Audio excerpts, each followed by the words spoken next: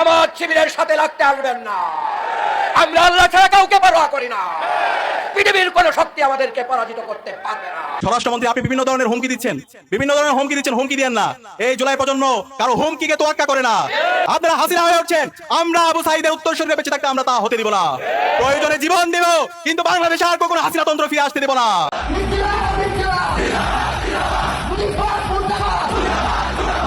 এই মুহূর্তে আবারও পুলিশের যে টিয়ার শেল সেটি নিক্ষেপ করা হচ্ছে এবং দফায় দফায় সাউন্ড করে নিক্ষেপ করা হচ্ছে। গণভোট নিয়ে সরকারের টালবাহানা, প্রবাসীদের রেমিট্যান্স শাটডাউনের কঠোর হুঁশিয়ারি এবং বিরোধী দলের লাগাতার ও সর্বাত্মক আন্দোলনের হুমকিতে বর্তমান ক্ষমতাসীন দল বিএনপির পতনের ঘণ্টা বাজতে শুরু করেছে। রাজনীতির মাঠে সবচেয়ে বড় বেইমানির চিত্রটা বোধহয় এমনই হয়। নির্বাচনের আগে জাতির সামনে দেয়া নিজেদের ঐতিহাসিক ৩১ দফার একেবারে প্রথম দফাটায় এবার অবলীলায় লঙ্ঘন করতে যাচ্ছে ক্ষমতাসীন বিএনপি সরকার। আর জনরায়ের সাথে সরকারের এই চরম বিশ্বাসঘাতকতার কড়া জবাব দিতেই এবার চূড়ান্ত লড়াইয়ের ডাক দিয়েছে বাংলাদেশ জামায়াতে ইসলামী এবং তাদের মিত্র জোটগুলো। বাঁচলে গাজী, মরলে শহীদ। একজন মানুষ যখন এই চেতনায় তার নিজেকে ধারণ করে ফেলে, তার জন্য পৃথিবীর সবকিছুই জয় করা সম্ভব। আর যখন একটা জাতির মধ্যে এই ইন্সপিরেশন বা এই চেতনাটা কাজ করা যায়, তখন ওই জাতি যে কোনো কিছু ঘটাই দিতে পারে। সবে শুরু, কিন্তু এর মাঝেই এমন এক খবর এসেছে সবার পায়ের তলার মাটি সরিয়ে দিয়েছে। কঠিন পরিস্থিতিতে পড়লেন স্বরাষ্ট্রমন্ত্রী সালাউদ্দিন আহমেদ। দর্শক, রাজনীতি একটা নাটকীয় দৃশ্যপট। বিএনপি পিছু হতে বাধ্য হচ্ছে। বিএনপি সরকার ক্ষমতায় এসে ১/১১ কুশীলব অনেকেই গ্রেপ্তার করছে, এরকম দৃশ্য আমরা দেখছি। একাধিক সেনা কর্মকর্তাকে, সাবেক সেনা কর্মকর্তাকে তারা গ্রেপ্তার করেছে, কয়েক দফায় রিমান্ডে নিয়েছে। সেই দৃশ্য যখন আমরা দেখছি, তখন চতুর্দিকে আলোচনা চলছে যে ১/১১ কুশীলব কি সাবেক সেনা কর্মকর্তারাই শুধু? আসসালামু আলাইকুম প্রিয় দর্শক, নতুন একটা গুরুত্বপূর্ণ ভিডিওতে আপনাদেরকে স্বাগত। প্রিয় দর্শক, বাংলাদেশের যে পরিস্থিতি তার প্রেক্ষাপটে যা সকল কিছু ঘটে চলেছে তার কিছু গুরুত্বপূর্ণ খবর আজকে তুলে ধরবো। হ্যাঁ প্রিয় দর্শক, আপনারা ইতিমধ্যে ভিডিওর কিছু অংশ দেখে ফেলেছেন, দেখে বুঝতে পারছেন আজকের ভিডিওটি কতটা গুরুত্বপূর্ণ।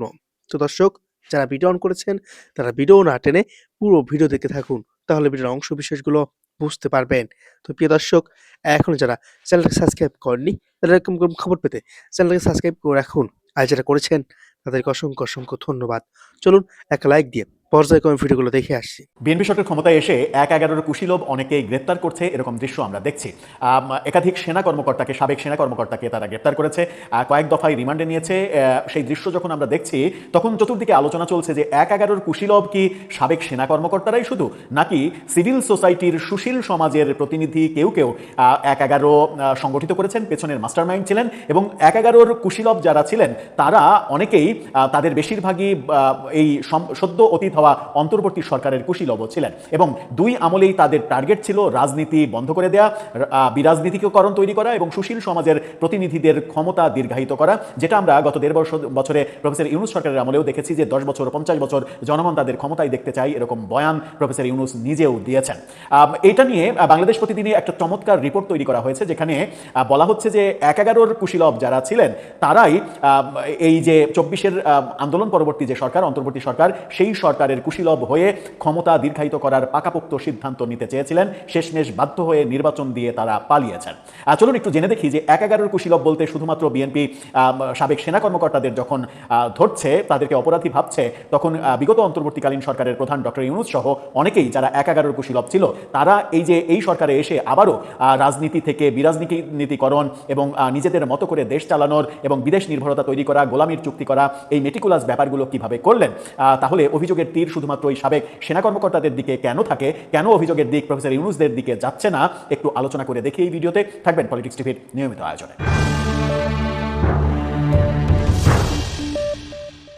দর্শক, বলছিলাম ১/১১ কুশীলব এবং এই সদ্য অতীত হওয়া অন্তর্বর্তী সরকারের কুশীলবরা একই ব্যক্তি। সেই আলোচনার আগে একটি মানবিক ব্যাপার বলতে চাই। ফুড ফর অল এই স্লোগান নিয়ে কয়েকজন তরুণ অসহায়, দুস্থ, ক্ষুধার্ত মানুষের পাশে রান্না করা খাবার নিয়ে দাঁড়াচ্ছে। ডেসক্রিপশন বক্সে লিঙ্ক দেওয়া থাকবে, সেখান থেকে অন্তত তাদের চ্যানেলটা সাবস্ক্রাইব করে তাদেরকে অনুপ্রাণিত করবেন যেন এই মানবিক বার্তাটা দেশের গণ্ডি পেরিয়ে সারা পৃথিবীতে পৌঁছাতে পারে। বলছিলাম ১/১১ কুশীলবের কথা। ১/১১ যারা কুশীলব ছিলেন তাদের অনেকেই, বেশিরভাগই এই অন্তর্বর্তী সরকারের কুশীলব ছিলেন। সেটা অন্তর্বর্তী সরকারের মধ্যে সরাসরি সংস্কার সংস্কার কমিশনের সদস্য হিসেবে কিংবা পত্রিকার সম্পাদক হিসেবে পৃষ্ঠপোষকতা দেওয়া, এই ব্যাপারগুলো উঠে এসেছে বাংলাদেশ প্রতিদিনের একটা রিপোর্টে। বাংলাদেশ প্রতিদিন কাদেরকে এই দোষে দোষিত বলছেন এবং তাদের দিকে সরকার নজর দেবে কিনা সেই প্রশ্ন উত্থাপন করছে।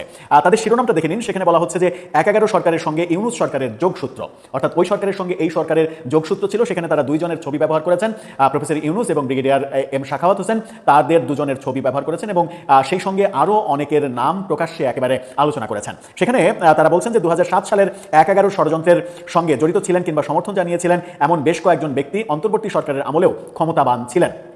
যারা দুই অনির্বাচিত সরকারের আমলেই ক্ষমতার কাছাকাছি ছিলেন, তাদের লক্ষ্য ছিল এক এবং অভিন্ন গণতন্ত্র ধ্বংস করা, অর্থনীতি বিদেশ নির্ভর করা এবং দেশকে বিদেশি শক্তির তাবেদার হিসেবে তৈরি করা।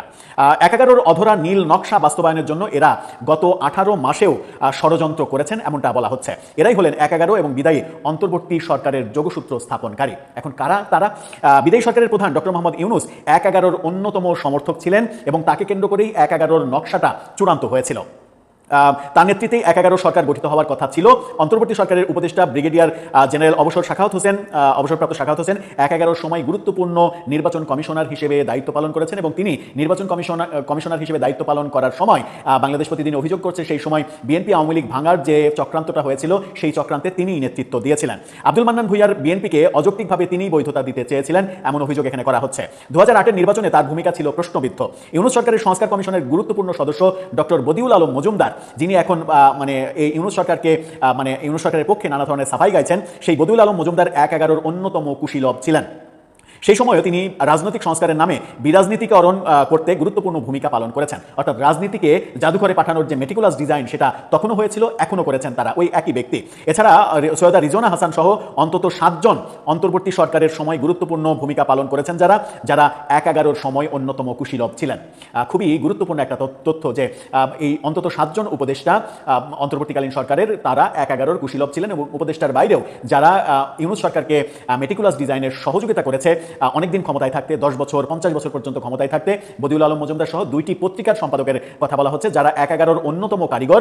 এবং এই 2টি পত্রিকা, একটি বাংলা শীর্ষস্থানীয় পত্রিকা এবং একটি ইংরেজি শীর্ষস্থানীয় পত্রিকা, যে পত্রিকা দুটির সম্পাদক দুজনের একজন আবার প্রফেসর ইউনূস যখন পদত্যাগ করার গুঞ্জন তুললেন, একটা নাটক করলেন, তখন পত্রিকাতে বিশেষ কলাম লিখলেন এই সম্পাদক যে প্লিজ আপনি যাবেন না, আপনি থেকে যান। পরবর্তীতে দেখা গেল যে সেই 2টি পত্রিকার উপরে দুর্যোগ নেমে আসলো এবং সেই প্রফেসর ইউনূস সরকারের আমলেই সেটা হলো। ১১ সময় -2 ফর্মুলা যেটা বলছিলাম যে কান্নাকাটি করা, কলাম লেখে প্রফেসর ইউনূস যায়েন না, থাকেন। 2007 সালেও 2 সংবাদপত্র -2 ফর্মুলার পক্ষে 2 নেত্রীকে সরে যেতেই হবে শিরোনামে প্রথম পৃষ্ঠায় সম্পাদকীয় প্রকাশ করেছিলেন। অর্থাৎ রাজনীতিকে বিরাজনীতিকীকরণ করার যে প্রচেষ্টা, সেই প্রচেষ্টাগুলো এই ব্যক্তিগুলো এক জায়গায় হয়ে করেছিলেন এবং প্রফেসর ইউনূস ছিলেন ১১ প্রধান পরিকল্পক। পরবর্তীতে তিনি রাজনৈতিক দল করবেন এই কারণে তখনকার সরকারের প্রধান হিসেবে দায়িত্ব পালন করেননি। এরপরে আমরা দেখলাম যে নাগরিক শক্তি নামে রাজনৈতিক দল তৈরি করার চেষ্টা করলেন এবং সেখানে যখন তিনি ধাক্কা খেলেন, ব্যর্থ হলেন, যখন বুঝলেন যে এটা তার পক্ষে সম্ভব নয়, জনগণের সমর্থন তিনি পাবেন না, তখন তার আগেই ১১ সরকার গঠিত হয়ে গেছে, তখন আর সরকারে থাকা তার পক্ষে সম্ভব যেহেতু হয়নি এবং রাজনীতি করাও সম্ভব হয়নি, সেহেতু তিনি দেশও ছেড়েছিলেন। এই ব্যাপারগুলো সামনে উঠে আসছে। বিগত 1.5 বছর এই 2 সম্পাদকও নানাভাবে প্রফেসর ইউনূস সরকারকে বহুদিন ক্ষমতায় রাখার অন্যতম পরিকল্পকদের মধ্যে তারা 2 জন অন্যতম, এটা বলা হচ্ছে। বিএনপি সরকার দেশ পরিচালনার দায়িত্ব নিয়ে ১১ ষড়যন্ত্রকারীদের আইনের আওতায় আনার উদ্যোগ নিয়েছে। ১১ সময় সেনাবাহিনীতে থাকা গুরুত্বপূর্ণ কয়েকজনকে গ্রেপ্তার করে তাদের জিজ্ঞাসাবাদ করছে। এর ফলে 2007 সালে সংগঠিত বিরাজনীতিকরণ ষড়যন্ত্রের বিচার হবে বলে জনগণ আশা করছে। এই বিচার দেশের গণতন্ত্র এবং ভবিষ্যতের অবৈধ ক্ষমতা দখলের চেষ্টা রোধ করার ক্ষেত্রে একটা বড় ভূমিকা পালন করতে পারে। ১১ এসব সুশীল ষড়যন্ত্রকারীকে এখনো আইনের আওতায় আনা হয়নি। বলা হচ্ছে যে যারা এই শুধুমাত্র সাবেক সেনা কর্মকর্তারা, মূল যারা এই প্রফেসর ইউনূসের নেতৃত্বে মূল যারা 2টি পত্রিকার সম্পাদক, সুজনের সম্পাদক, সৈয়দা রিজওয়ানা হাসান সহ 7 জন অন্তত উপদেষ্টা, সরকারের ভেতরে থাকা অনেকে, তারা ১১ কুশীলব ছিলেন এবং প্রফেসর ইউনূসের অন্তর্বর্তী সরকারের মেটিকুলাস ডিজাইনেও ছিলেন। তাদেরকেও আইনের আওতায় আনতে হবে, এমনটা বলা হচ্ছে। 2007 সালের 11 জানুয়ারি ক্ষমতা দখলের আগে যারা এ ধরনের একটি সরকারের পক্ষে জনমত সৃষ্টি করেছিলেন, যারা এই সরকারের রূপরেখা তৈরি করেছিলেন, তারা কারা, এই প্রশ্ন করা হচ্ছে। সে সময় ঘটনা প্রবাহ বিশ্লেষণ করলে দেখা যায় 2001 সালের অক্টোবরের নির্বাচনে বিএনপি নিরঙ্কুশ বিজয় লাভের পর থেকে এক ধরনের পরিকল্পনা চলতে থাকে যে কিভাবে বাইরের দেশের ষড়যন্ত্র এখানে প্রতিষ্ঠিত করে সরকারকে উৎখাত করে একটা সুশীল সমাজের একটা সরকার গঠন করা যায়, সেই কথাও এখন বলা হচ্ছে। এই প্রক্রিয়া বাস্তবায়নের জন্য 2006 সালে ডক্টর ইউনূসকে শান্তিতে নোবেল পুরস্কার দেওয়া হয়। এই ভয়াবহ তথ্যও দেওয়া হচ্ছে যে প্রফেসর ইউনূসকে শান্তিতে যে নোবেল দেওয়া হয় সেটাও এই ষড়যন্ত্রের একটা অংশ, যেটা আমেরিকার ডিপ স্টেটের ষড়যন্ত্র। এবং ডক্টর ইউনূসের বন্ধু বিল ক্লিন্টন তার একটি বইতে এই কথাটা লিখেছিলেন। মাই লাইফ আত্মজীবনী মাই লাইফে বলেছেন ইউনুস যেন নোবেল পুরস্কার পান সেজন্য তিনি সুপারিশ করেছিলেন। অর্থাৎ এই পরিকল্পনাটা ফাঁস হয়ে গেছে বিল ক্লিন্টনের লিখাতে, নিজের লিখাতে। স্মরণ করা যেতে পারে দেশি বিদেশি ষড়যন্ত্রে দেশের রাজনৈতিক পরিস্থিতি যখন উত্তপ্ত এবং সংঘাতপূর্ণ, ঠিক তখনই গ্রামীণ ব্যাংকের ব্যবস্থাপনা পরিচালককে নোবেল পুরস্কার দিয়ে তাকে বাংলাদেশের জনগণের আলোচনার কেন্দ্রবিন্দুতে নিয়ে আসা হয়, যেন নোবেল পুরস্কার পাওয়ার ক্ষেত্রে তাকে কেন্দ্র করে বাংলাদেশে সুশীল সমাজের নেতৃত্বে একটা সরকার গঠন হতে পারে, যে সরকার গঠিত হয়ে রাজনীতিকে দূরে সরিয়ে দেবে, সুশীল সমাজ দেশের শাসনভার গ্রহণ করবে। সেই ষড়যন্ত্র 2007 সালে বাস্তবায়ন করা সম্ভব হয়নি পুরোপুরি, যেটা 2024 সালে প্রফেসর ইউনুস আবারও বাস্তবায়নের চেষ্টা করেছেন। নিজের মুখেই বলেছেন যে আমাকে 10 বছর 50 বছর ক্ষমতায় দেখতে চাই, নিজেই নিজেকে ভিভিআইপি ঘোষণা করেছেন। এই ব্যাপারগুলো আমরা দেখেছি। দেশের প্রধান দুটি দলের মুখোমুখি অবস্থানকে উস্কে দিয়েছিল সুশীল সমাজের মুখপাত্র, দুটি সংবাদপত্র, এমন অভিযোগও এখানে করা হচ্ছে। প্রফেসর ইউনুসের সরকার প্রথম 10 মাস নির্বাচনের বিরুদ্ধে ছিল, নির্বাচন করতে চায়নি, তারা অনেকদিন ক্ষমতায় থাকতে চেয়েছে, কিন্তু যখন তারা দেখেছে যে কেউই তাদের পক্ষে নয়, সেনাবাহিনী থেকে শুরু করে কোনো রাজনৈতিক সমর্থনই তারা পাচ্ছে না, তখন তারা বাধ্য হয়ে নির্বাচন দিয়ে চলে যেতে বাধ্য হয়েছে। ইউনুস সরকার দেশকে পিছিয়ে দিয়েছে অন্তত 20 বছর, যেটা 11 সরকার অন্তত 10 বছর পিছিয়ে দিয়েছিল। দাবি করা হচ্ছে যে ইউনুস সরকার সেই পিছিয়ে দেওয়াটা আরও 20 বছর পিছিয়ে দিয়েছে। অর্থাৎ ইউনুস সরকার যে লেকচারগুলো আমাদেরকে শুনিয়েছেন, যে স্বপ্নগুলো আমাদেরকে দেখিয়েছেন, সেগুলো বাস্তবায়ন তো অনেক দূরের কথা, দেশকে 20 বছর পিছিয়ে দিয়েছেন। আদতে 20 বছর তত্ত্বটা ঠিক না, অন্ততপক্ষে বলা যায় যে দেশকে 50 বছর তিনি পিছিয়ে দিয়েছেন। এই দেশটাকে আবার সামনের দিকে নিয়ে যেতে হলে অনেক বেশি পরিশ্রম করতে হবে রাজনৈতিক সরকারগুলোকে। লক্ষ্য করলে দেখা যায় অন্তর্বর্তী সরকারের ভেতরে যারা শেষ মুহূর্ত পর্যন্ত নির্বাচন বানচালের চেষ্টা করেছিলেন, তারা সবাই 1/11 কুশীলব হিসেবে কাজ করেছিলেন। তো প্রিয় দর্শক, আশা করি পুরো ভিডিও দেখেছেন। দেখে হয়তো আপনার মন্তব্য থাকতে পারে, মন্তব্য থাকলে কমেন্ট বক্সে জানিয়ে দিন। দেখা হবে, কথা হবে পরবর্তী কোনো ভিডিওতে।